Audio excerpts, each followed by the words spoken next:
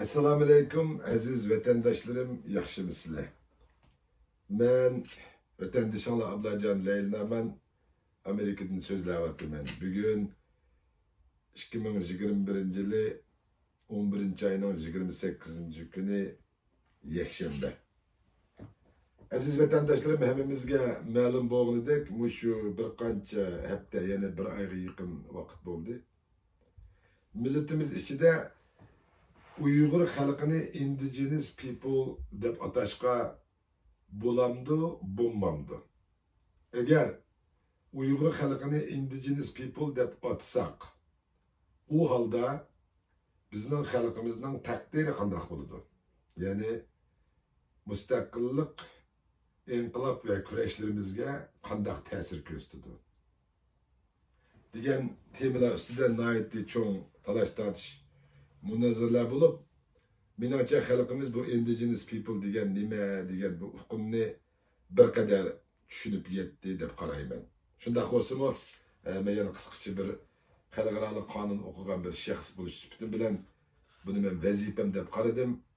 Xalqimizga ba'zi bir xato berilgan ma'lumotlar haqida qisqacha bir tushuncha berib qo'yishni loyiq topdim. U bo'lsa-mu, yaqinda qarindoshlarimiz tarafidan o'tirib qo'yilayotgan indigenous degan bu hukm va uning ma'nosi ustida nihoyat ko'p talash-tortishlar bo'lib o'tdi.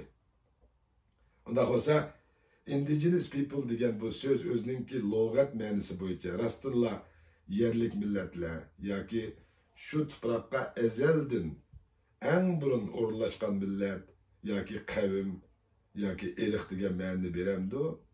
Yoki o o'zining tüp yoshirin siyosiy ma'nosi, ya'ni shu tuproqlarda azaldan tunji bo'lib o'ltiraqlashgan millat, irq yoki qavmlarning yer sharidan iborat bunday bir cho'ng planet, ya'ni yer sharidagi bunday bir cho'ng o'rinlarni egallab olgan, ammo uni taraqqiy qildirish, rivojlantirish, gullantirish iqtidori bo'lmagan bo'libmi, texnikisi ve devlet kurup başkuruştan ibaret bundak bir siyasi ili bulmağaları için başka taraf kılan tecavüzcü köşmeller ya ki devletler ya ki sınıf gruplar bu yerlerini tartip ilip bu yavayı adamlardan onu taraf kıldırıp devlet kurup dünya terakkiyat için hizmet kısı buludu dep karab ulanı her xil şekilde xuddi bugün Xitay milletimizga qartayotgandek lagerlarni, yani reservation, yig'ilish o'rinlarini qurib, concentration camplarni qurib, ular bilan turli yerlik tushuydi, ya'ni kelishmalarga qo'l qo'yib, tinchlikdagi kelishmalarga. Ammo uni ijro qilish u yoqda tursin, aksincha ularga qarta irqiy qirg'inchilik ilib borganligiga o'xshash nurg'un tarixiy haqiqatlarga shohidmiz. Unda bo'lgan Uyghur milleti indigenous people mu degan savolni so'rashning o'zi bir xato. Chunki biz indigenous people kategoriyasiga hech kirmaymiz. Biz ilgirki nutqlarimizda qayta ta'kidlab o'tdik. Uyghur milleti tarixda nurg'unlagan davlatlarni qurgan, xonliqlarni qurgan, dunyoga davlat qurish, davlat boshqarish, davlatchilikni o'rgatgan. Hatto butkul dunyoni zilzilaga keltirgan Chingizxon ve onun xalqiga yiziq yaratib bergan. Dunyoga mehmetbe, qog'ozchilikka o'xshash dunyo madaniyatini ve dunyoni bugünkidek taraqqiy qildirishga sababchi bo'lgan nurg'un kashfiyotlarni yaratgan ve yaqin zamanda, ya'ni 1933 ve 44 yil ilgarigilarini demayli, mushu ikki qitimmi Uyg'ur milleti rasmiy dushmanga qarshi inqilob ve kurash qilib kan töküp ikki qitim o'zining ozodligini dunyoga jakalagan ve devlet kurgan, muntizim armiyasi bo'lgan, edebiyatı, san'ati, medeniyeti hozir o'zini besib olgan, shu tajovuzchi Xitoy ve uning millatidan nechasi ustun bo'lgan, garchi Xitoyning hozirgi mustamlikasi ostida qolganiga bir asrga yaqin vaqt bo'lgan bo'lsa-mu, Tehe hazırgıça Xitay'ın manqı Xitay deb onun medeniyetini, onun aile, örüp adet, yürüyüş duruşlarını, yemek içmek, her xil odatlarni qilch ko'z qilmaydigan intayin bir aqlli, jasur, kurashchan bir millatning avlodi biz. Uning uchun Uyg'urlarni indigenous people kategoriyasiga kiremdi yoki kirmemdi degan savolni qo'yishning o'zimi intayin xatarlik va to'g'ri bo'lmagan savol. Lekin shundaqdimi bu savol o'tirib qo'yilgankan, bizning Uyg'uriston Cumhuriyetçiler Partisi bizning bu haqdagi ko'z qarashimiz Uyg'ur millati indigenous people emas va u kategoriyaga hech va hech kirmaydi deb bayonot beramiz. Shuni bilan bir vaqtda yana bizningki qarindoshlarimizdan Facebook'larda, YouTube'larda xalqimizning bu haqdagi ra'yini sinash uchun qo'yilgan bir qism savollardagi yetersizliklarni o'tirib qo'ydik. Masalan, Sharq Turkiston surgunda hukumati nomidan chiqarilgan bir parcha xalqimizning ra'yini sinash faoliyatida uningga qo'yilgan savolda Sharqiy Turkistondagi Uyg'ur va Uyg'ur bo'lmagan boshqa Turkiy qarindoshlar indigenous people mu degan savol qo'yilib qolganligi uchun partiyamiz bu haqda o'zimizning aniq maydonimizni o'tirib qo'ydik. U bo'lsa-mu Uyg'ur millati hech qachon indigenous people kategoriyasiga mansub emas. Ammo u yerda Sharqiy Turkistondagi boshqa Türk tilidagi qarindosh millatlarning indigenous people mu yoki emasligi haqida Uyg'ur millatining ovoz berish haqqi va huquqi yo'q. Chunki Qozoq, Qirg'iz, O'zbek o'xshash qarindosh millatlarimizning o'z millat nomida qurgan davlatlari bor. Unda bo'lgankan bularga bu savolni qo'yishning hech o'rni yo'q. Chunki dunyodagi nurg'un davlatlar o'z millat ismi bilan davlat qurgan, ular ham davlatini qurib mustaqil bo'lib, ham qo'pib biz indigenous people deb uni isbotlab o'tirishning hojati yo'q. Demak, bu nuqtada berilgan javobimiz bu. Endi bu shu bir qancha kun jarayonida bo'libmi bugun Dünya Uyg'ur qurultayini Uyg'urlarga to'liq vakillik qilishga sharti to'shmaydi, ya'ni Uyg'urlarga to'liq vakillik qilolmaydi degan temada bir petition o'tirib qo'yilib, bu petition bizning qarindoshimiz Diliyar Musabay degan kishi tomonidan o'tirib qo'yilibdi. Unga shaxsan men kirib imzo qo'ydim. Sababi biz shu Dünya Uyg'ur qurultayi qurilgandan tortib toki hozirgacha YouTube'larga kirib qarsanglar bo'ladi. 2004-yildan boshlab men 2006-yillari oxirlashgan izchil ilib borgan mustaqillik haqida degan temadagi bir qancha yuzlagan nutqlarimda men bu narsalarni nihoyatda izchil o'tirib qo'yib kelganda uning uchun nurg'un ittifoqsizliklar, nurg'un ko'ngilsizliklar, nurg'un tahdidlar ve nurg'un siyosiy jihatdagi besimlarga ve ijtimoiy turmushdagi besimlarga uchrab keldim. Hem kelyapman. Sababi men shaxsan Dünya Uyg'ur qurultayining tashqi dunyoda elib berayotgan faoliyatida bularda bir samimiyatlik yo'q. Asli kishilik huquq inson haqlarini xalqaro anglitishmi intayin bir kuchlik da'vo edi. Ular hech nomus qilmasdan o'zining nizomnomasidagi prinsiplari bo'yicha biz Uyg'urlarning kishilik huquq, inson haqlari da'vosini elib boramiz. Uning uchun Uyg'ur xalqi mustaqillik talab qilamdi yoki mustaqilligini asli keltirishni umid qilamdi. Uning uchun bular kurash qilishga, inqilobga tayyormi yoki butkul Uyg'ur xalqi mustaqillikni izlamdi deydigan bunday savollarga duchor bo'lgan chog'ida hozirgidek tilini chaylab o'tdamasdan keskin holda biz Uyg'urlarning kishilik huquq, inson haqlarini tadqiq qiladigan ve onunla material toplab xalqaroni uning bilan ta'min etadigan Uyg'urlarning kishilik huquq, inson haqlaridan iborat bu insoniy haq huquqlarining ne kadar depsende bo'layotganligini xalqaroga anglitadigan ve Xitoy bilan quruqlikni birlashtirish shartnomasiga imzo qo'ygan davlatlarning mustaqillik faoliyatimizni oshkora qo'llayolmaydiganligi uchun biz bularning eshiklarini ochib kirib ahvolimizni anglitish uchun Uyg'urlarning kishilik huquq, inson haqlari davosini ilib boradigan tashkilot ve onun biz vekilleri biz deyilish kerakdi.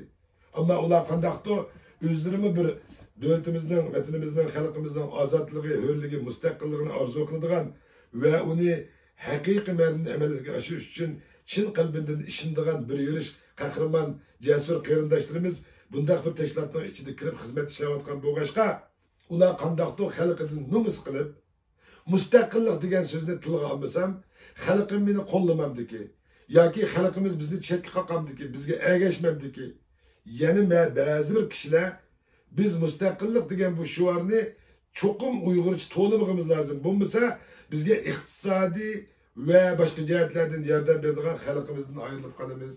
Degandek mana shu bir qadar shaxsiy manfaatlar ve tar mahkemecilik ideyasi bo'lganligi uchun umumiy xalqning manfaatiga vakillik qilaman degan bir yolg'onni ko'tarib chiqib, xalqimizni bugünkidek intayin cho'ng temirqashqa ve davolg'ishqa, hatta bugünkidek bir petition yezib, imzo to'plab, bularning ustidan tashqi dunyodagi bular faoliyat ilib berayotgan davlatlarga ogohlantirish berishga majbur bo'lyapti.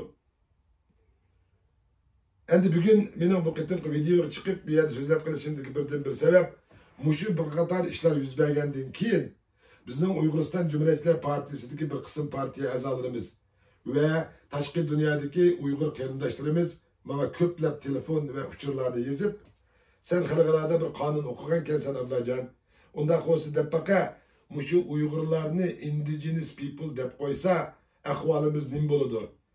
Rastınlam xalqarалық qonunlar bu indigenous people'larning mustaqil bo'lishini hech qo'llamamdi degan savollar nayt ko'p tushdi. Aslida biz bu munozirani, bu dialogni, bu talash tortishni, bundaq bir to'g'ri fikrni o'tirib qo'ygan chig'imizda mushu bizningki mushu indigenous people degan bir dokumentning Uyg'ur American Association, yana Uyg'ur Amerika Birleşmesi Teşkilatı'nın tarımıgıda kurulgan Uyghur Human Rights Project, yani Uygurlarının kişilik hukuklarına materyal tayarlaydıgan bir işhanesidir. Bundaq bir Uygurlarını indigenous people deb xalqaranın etiraf qilishi ve indigenous people'larga xalqarada berilgan ularning haq huquqlari bo'yicha Xitoyning muomala qilishiga qisitishini talab qilib, bir parça dokumentning sunilganligi ve onun ularning web-saytlarida oshkora ve Birleşken Devletler Teşkilatı'nın web-saytlarida davamlı ko'rinib turganligi, bu munosabatlar bizningki bu Dünya Uyghur Quruluş Teşkilatı ve Dünya Amerika Uyghur Birleşmesi'nin vekillerinin bundaq yig'inlarga qatnashayotganligi haqidagi ba'zi bir hukmlarni o'tirib qo'yib, xalqimizni ogohlantirmoqchi bo'ldi.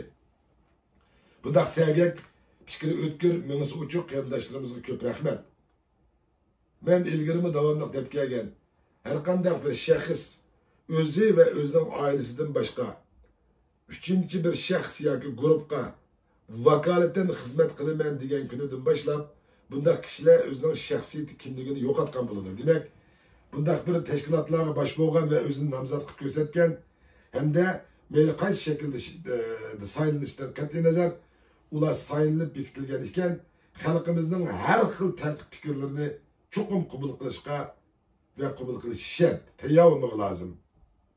Qandaqdir ularga shu o'ziga vakillik qilaman deyotgan millat ularni normal kishilarga qaraganda bekrak ko'p haqoratlasa yoki ularning shaxsiyatiga, ularning kimligiga qarata tekshirish ve tanqidlarni ilib borsa, bu tamamen normal. Chunki biz degandek özümüzün ailesi ve ailemizden başka, özümüz ve ailemizden başka üçüncü bir şahs yoki gruplarga vakolatan xizmat ilib boramiz deydiganmiz. O halde biz şu özümüz vakillik qilaman degan grup, sinf yoki millatning har qanday tanqid ve tarbiyalariga, obzorlariga, mulohizalariga ve bizni tekshirib tadqiq qilishlariga cho'qim ish ochmog'imiz ve tayyor bo'lmog'imiz lozim. Ama bir yer bir eskartib qo'ydigan eng muhim bir narsa, demak yuqorida biz tilga olgan qarindoshlarimiz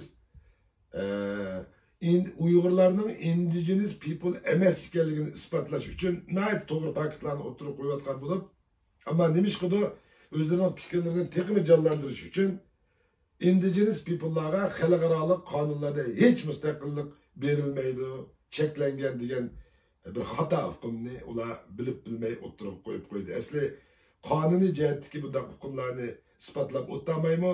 Uyg'ur millatining indigenous people qatoriga kirib qolsa, ne kadar xatolik ekanligini tarixiy tajribalar, tarixiy materiallar ve indigenous people'larning beshidan kechirgan ichinishlik ahvollari ve ularning ziminiga immigrant yani ko'chman bo'lib kirgan shaxs sinf ve guruh devletlerinin ular qarta ne kadar ig'ir bir qirg'inchilik, kemsitish, yo'qotish siyosati ilib borganligi orqali isbotlashni aytasan diye. Ama bir yerda bizning qarindoshlarimiz shu xalqaro qonunlarda zodi Uyg'urlarni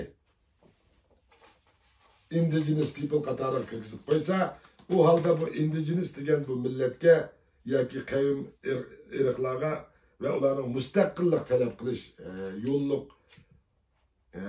talabları xalqaro qonunlar tarafidan butunlay rad qilindi.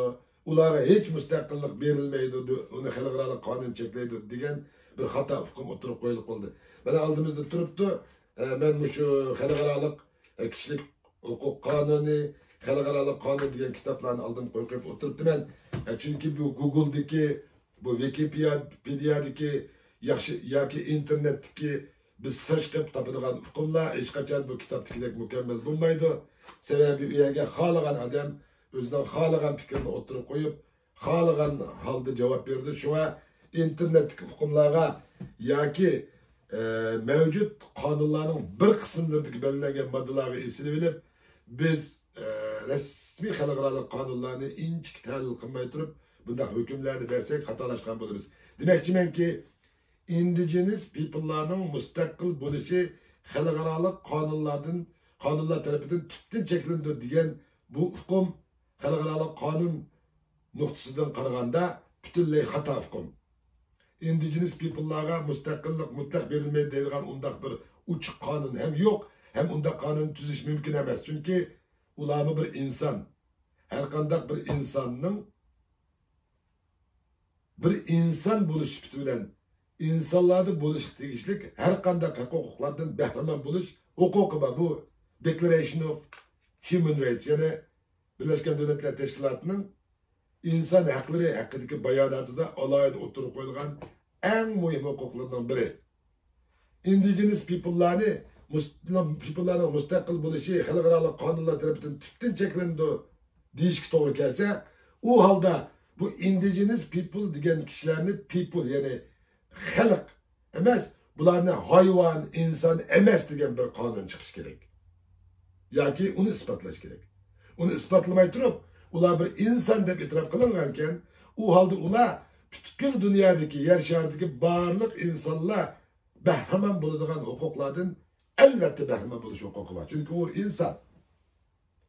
Xalqaro qonunlarni biz ba'zi bir narsalarga apply qilganchigimizda biz o'zimizga foydali ma'lum bir qonunlarni ko'tarib chiqiblam, shuning ustida ching turib olmasdan biz uning etrafındaki nurgun qonunlar orqali biz bunday bir nuqta ifodalashimiz kerak. Agar men bu indigenous people'larni xalqaro qonun bo'yicha mustaqillik berilmaydi degichilarga rasmiy javob berish uchun men ularga soatlab ular bilan so'zlashmagim lozim.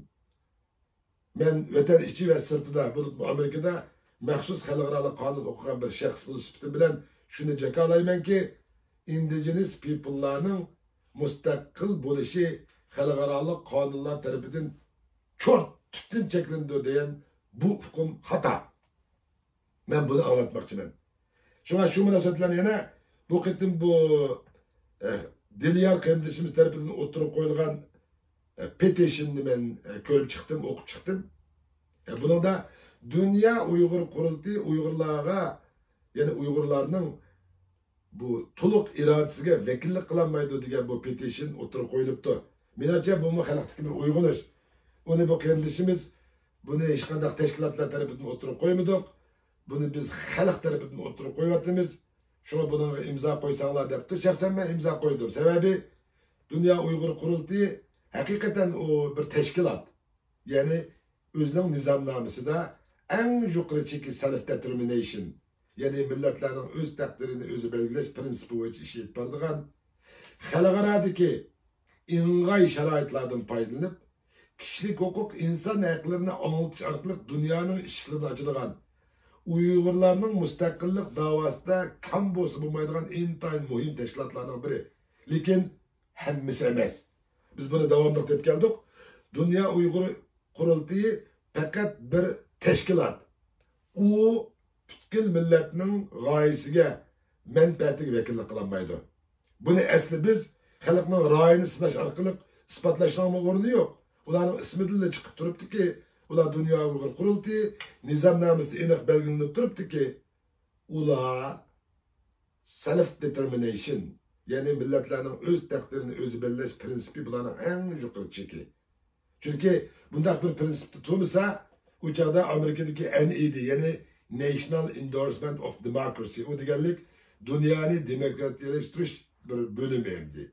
Yani bir teşkilatının ki hazır beriyotgan iqtisodiy jihatdagi yordamidan balkim mahrum bo'lib qolishi mumkin. Unda bo'lsa, bizning Dunyo Uyg'ur qurultiyidan talab qilingan eng tüp meselemiz zodi nima? Biz davomli deb kelayotganimizdek, Dunyo Uyg'ur qurultiyi va uning ichidagi vazifa o'tayotgan shaxslarimizning samimiyati.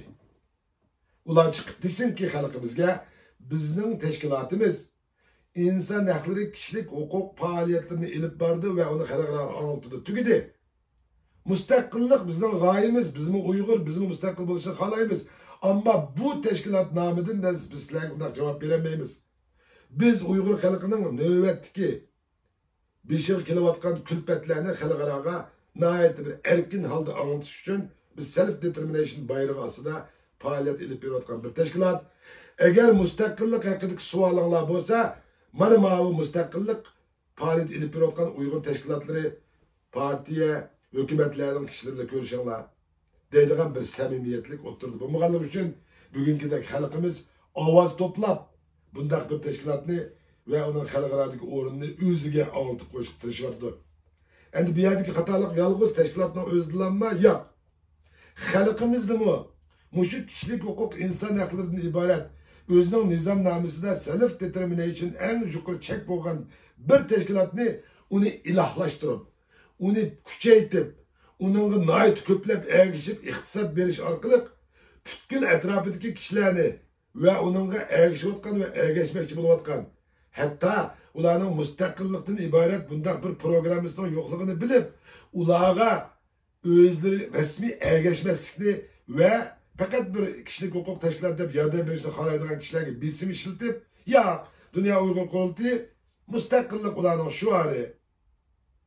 Xalqlar yag'an deydi, ishonmanglar degandek mana shu gaplar orqali bu tashkilotni majburiy holda butun xalqning vakili qilib qo'ygan mush xalqimizni nihoyat cho'ng xatolik bor. Uning uchun xalqimiz zodi uyg'onishimiz lozim. Xalqimiz o'zining bunadagi tashkilot, partiya, hukumatlarga ularning nizomnomasi, prinsiplari bo'yicha muomala qilishimiz kerak. Chunki biz burunda o'tib ketgan bir ot harosini mashinadek chapmidan degili bo'lmaydi. Chunki u ot harosining mashinadek chapadigan motori yo'q. U balkim soatiga 30 kilometr, 40 kilometr mangalishi mumkin yoki chiq bo'lsa 20 kilometr mangalishi mumkin. To'xtamay chapsa. Ama mashina o saatiga 100 kilometr mangalaydi. Demek biz bir haruga chiqib elib, u haruga keçtin, sen mashinada kichik mangmaydi ekansan. Deyish bu xato bir qarash. Siz haruga chiqqanligingizni bilmagingiz lozim. U haru zaten shunchalik mangadi. Shuning uchun bu yerda xalqimizdan haruga chiqib elib, haruga keçtin, sen mashinada mangmading deb uningda ranjib qilishlari, birisi bularning o'zlarining xato haruga chiqib qolganligi, ikkinchisi haruga keçtin, men mashinada chapa olayman deb shu haruga chiqqan odamni oldiganligidan boshqa narsa emas. Shunga bu yerdagi talash tortishlar, mayli indigenous people haqidagi talash tortish bo'lsin, mayli Dunyo Uyg'ur qurultiyini butkul dunyoning ularning Uyg'urlarga to'liq vakillik qilolmaydiganligini isbotlash uchun chiqargan petitionlari bo'lsin. Mana bu narsaning hammasi bu millatimizning ichki masalalari. Buni millatimiz o'z ichida chiroyli shaklda hal qilmoq lozim. Uning uchun biz Uyg'uriston Cumhuriyetçiler Partisi Uyghur Human Rights Project, yani Washington'daki Uyghur kişilik hukuk bu dokladın toplaydıgan bu işxana ve bu işxana mesullerinin yeni derhal bir materyal tayarlap özlerinin umumi milletke vakaleten bu çıkargan xalqimizni indigenous people deb e'tirof qilish haqidagi dokumentning yüze ve bir taraflı ekanligi. Bular fakat özlerinin küçük bir teşkilat, halkımızga haqiqiy ma'nodan vakillik qilolmaydiganligidan iborat bir samimiy rostchilikni o'tirg'a qo'yib, qayta bir doklad tayyorlab Birlashgan Davlatlar Tashkilotiga sunmag'i va uning bir nusxasini xalqimizga sunmag'i lozim. Menimcha bu shunday qilganchig'ida bu masala hal bo'ladi. Endi Dünya Uyg'ur qurultiyining masalasiga kelsak, Dünya Uyg'ur qurultiyining butkul xalqimizga vakillik qilish iqtidori bormi? Albatta yo'q. Ama onunla bilan biz bu Dünya Uyg'ur qurultiyi tashkiloti Uyg'ur millatining mustaqillik, erkinlik ve ozodlik kurishi uchun ziyonliqmi? Albatta yo'q. Uyg'urlarning tashqi dunyoda davomli ovozini anglitib turadigan ve xalqarolikning ishiklarini ochalaydigan Dünya Uyg'ur qurultiyidan iborat bunday bir kishilik huquq tashkilotiga intayin ihtiyacımız var. Onun için biz teşkilatının özüge emas, muşu teşkilatının prinsipleri xilaflık kılayotgan Uyghur tilida bir yağza, İngiliz tilida bir yağza sözlep, oxşamagan iki xil tilda sözlep, xalqimizni qaymoqtirayotgan şunun içindeki bir kısım rehberlerini xalq ovoz berish orqali ularni vazifasidan qoldirib, uning o'rniga haqiqiy Dünya Uyg'ur qurultiyining o'zining programmasi va prinsiplari bo'yicha mag'durdigan, umumiy xalqning vakiliman deb xalqimizni aldamaydigan sap odamlar bilan to'ldirmoq lozim. Ammo bu yerda bir masala bor, xalqimiz tushunmayotgan. Dünya Uyg'ur qurultiyini biz xalq og'dirib o'tishimiz kerak. Ularning saylimiga biz deb qatnashmaymiz. Bu yerda bir narsa kam, u bo'lsa-mu Dünya Uyg'ur qurultiyi u bir tashkilot, yana membership organization, o degani a'zo toplaydigan, a'zolik qabul qiladigan, a'zolik bedel puli yig'alaydigan bir tashkilot bo'lganligi uchun uning ichiga saylanib qatnashish uchun cho'qim uningda ovoz bermoqchi, uningda o'z ovozini yetkazmoqchi bo'lgan kishilar Dünya Uyg'ur qurultiyining yillik bedel pulini to'lab, uning a'zo bo'lib kirish kerak. Shu chog'da andin ularning a'zo bo'lib kirgandan keyin ondan u yerda ovoz berish huquq bo'ldi. Uni xalqimiz tushunmasdan, nima deb biz qatnashmaymiz, nima deb butun dunyodagi barliq xalq ovoz bermaymiz deydi. Unda ish yo'q. Bu bir membership organization. Bunun qonuni bu. Uning uchun Dünya Uyg'ur qurultiyining ichidagi hozirgi rahbarlardan xalqimizning rost ko'ngli suv ichmagan, ularni cho'qim vazifasidan qoldirmasak bo'lmaydi deydigan bir fikrga kelgan bo'lsa, u holda bunday fikrdagi kishilar sirtda turib emas, shularning bedel pulini to'lash bilan shu orqali ularga a'zo bo'lib kirmagi lozim. Ondan keyin ular bularning saylam ishlariga qonunli shaklda alishalaydi. Ama Dünya Uyg'ur qurultiyi hozirgidek xalqimiz chiqib o'z oldiga saylam qilib oldi, bizni qatnashtirmadi deb bayroq ko'tarib namoyish qilsakmi oqmaydi. Chunki bu yerdagi bir qonuniy funksiyani, ya'ni bir qonuniy hukmni hukmronligimiz uchun bu bir membership organization, ya'ni a'zolari ichidan saylam beradigan bir tashkilot. Shunga agar biz degandek Dünya Uyg'ur qurultiyining ichidagi bu masalalarni haqiqiy ma'noda o'zgartirishga tirishiman ve üzerinden fikrini bularga anlatımen deydiganlar bo'lsa, oldi bilan bularning bedel pulini to'lab, ular a'zo bo'lib kirib, uni fikrini anlatmak lazım. Bo'lmasa mümkün emas. Vaqt munosabati bilan shunchalik so'zlab turay. Men yuqorida o'zimning xalqaro qonun o'qiganligimni ve indigenous people'larni xalqaro qonunlar ularning mustaqilligini to'liq cheklaydi degan bu hukmning xato o'tirib qo'yilganligi ve bunun to'g'ri emasligini, ama siyosiy jihatdan ve tarixiy jihatdan to'g'riligini anlattım. Eğer bu haqda bana savoli bor qarindoshlarimiz bo'lsa, bana ayrim telefon qilsa yoki bana ayrim xat yozsa, men qaysi qonunlarga asosan men buni da'vatman, men ularning oldiga shu pul to'lab o'qigan qonuniy kitoblarim bilan javob beraman. Mana shu kitobni men bilishimcha 2002 yili 7-oyda qo'limga topshirib atganman. Şu çağda imza koyup okugan, bana şu çağda ben bu indigenous people, bu self-determination, bu diyen derslerini ben profesörlerden sorap, hukuk, yazıp, ben bütün vaktimi bana bu için sarf kıldım. Ama bir yerde ben bu kanuni derslerini düşündürüp otamayım. Eğer benim kanuni cihetteki bu indigenous people'ların xalqaro qonun boyunca müstakilliği hiç itiraf kılmaydı diyen bu hukumunun hata işgalliğini bugün oturup koydum. Bu fikrimin arkasında tuturum. Her kandak bu cihetlik sualı ve kardeşlerimiz bana ayrım telefon kısa ya ki sual yollasa ben onlara çokum tegishli javobini berib, nima uchun buningga bundaq javob berganligimni men ularga hech tushuntirib qo'yman. Yana bir oxirida partiya a'zolarimizga va mendan savol so'ragan bir qism qarindoshlarimizga rahmat etish bilan birga, men bu qitim ilib berilgan Dünya Uyg'ur qurultayiningki butkul Uyg'urlarning siyosiy va mustaqillik davosiga vakillik qilolmaydi. Faqat u Uyg'urlarning kishilik huquq tashkiloti degan bu petishonga shaxsan men qo'l qo'ydim. Boshqalarning qo'l qo'yishini iltimos qilaman. Lekin o sizlarning huquqinglar, hatto partiya a'zolarimi o'zinglar xohlasanglar qo'yinglar, xohlamasanglar o sizlarning o'zinglarning huquqinglar. Endi indigenous people haqidagi petishonga nisbatan yana biz fikrimizni qolamiz. U yerdagi Uyg'urlar indigenous people mi degan savol qo'yilsa to'g'ri, biz onlarga ovoz beramiz.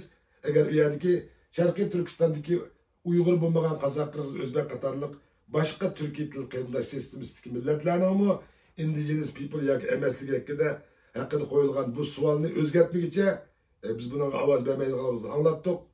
Lekin maydonimiz nihoyat aniq. Uyg'uriston Cumhuriyetçiler Partisi Uyg'ur xalqini indigenous people deb ataydigan har qanday kalimaga izchil qarshi turdi. Bu bizning maydonimiz. İkincisi, Dünya Uyg'ur qurultayining samimiylik bilan o'ttirga chiqib, o'zlarining nizomnomasi bo'yicha faqat xalqimizning kishilik huquq, inson haqlari va self determinationga bag'ishli bo'lgan orliqdagi da'volarni e'tiborda. Tashqi dunyoda mustaqillik haqidagi savollarga mustaqillik faoliyatlari ilib berayotgan partiya, hukumat va boshqa tashkilotlar javob bersin deydigan bir samimiylik bilan o'ttirga chiqib, xalqimizdan ilgari etgan bu xatolikları ve bu ötkizgen severlikleri için samimi epo soruşunu iltimas kılımız. Şu münasebetle hemimizler Allah'ın güzel salamları olsun. Allah bundaki kişilerimizde yar ve yardımcımız olsun. Yaşasın Uyguristan Cumhuriyeti, yaşasın Uyguristan Cumhuriyetçiler Partisi, yaşasın bütün Uygur milletinin, büyük Uygur milletinin ittifaklığı. Köpçülük rahmet.